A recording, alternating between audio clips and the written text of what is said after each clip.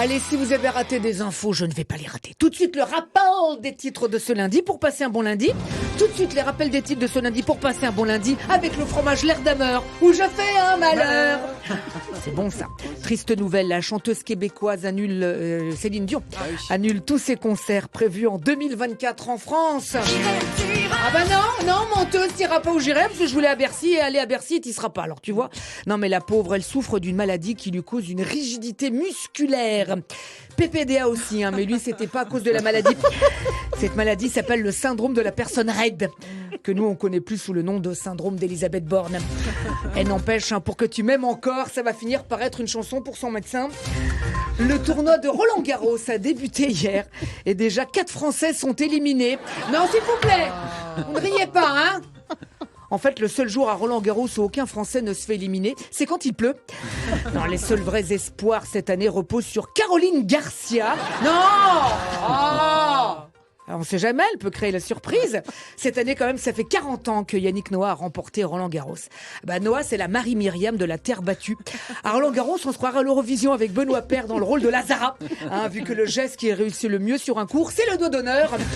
N'empêche, cette terre battue de couleur ocre, j'aime bien. Moi. Ça me perturbe quand même, j'ai l'impression que Roland Garros, ça se déroule sur une joue de Donald Trump. Télévision, vendredi, dans Masked Singer. C'était Charlotte Gassio qui se cachait dans la Méduse. Ah oui. Oui, cette année, c'est fou. Les costumes sont plus connus que ceux qui sont dedans. Ah oui. Allez, triste disparition. Si je devais manquer de toi. Oui, depuis vendredi, Jean-Louis Murat, un nouveau nom de scène. Jean-Louis Murat. Gérald Darmanin annonce le lancement d'une grande opération pour la sécurité des femmes. À partir de demain, 5 millions de flyers seront distribués par les policiers pour rappeler les gestes à avoir lorsque l'on est victime d'agression. Dans des flyers, waouh. C'est bien, les filles, là, vous allez vous sentir en sécurité. Bah oui. Alors là, quand vous serez dans la rue et qu'un gars viendra vous faire chier, waouh, madame, vous êtes bonne, prenez ce flyer de monsieur Darmanin. Alors, oh là, oui, pardon, madame, je ne referai plus jamais. Bon, évidemment, ça peut marcher uniquement si le gars en face sait lire, ce qui n'est pas évident. Samedi, c'était la clôture du Festival de Cannes avec la Palme d'Or. Et c'est Anatomie d'une chute qui a gagné. Alors, tenez-vous bien, l'histoire en langue allemande de plus de 2h30 d'une femme accusée du meurtre de son mari alors que son fils malvoyant est le seul témoin.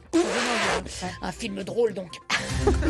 Enfin, la question du jour. Est-ce que si on réunit Eric Ciotti, Pascal Obispo, Fabien Barthès et Louis Baudin, on appelle ça le festival de crâne? Vous avez 2 heures, voilà. Voilà, heureusement, dans 216 jours, c'est fini 2023.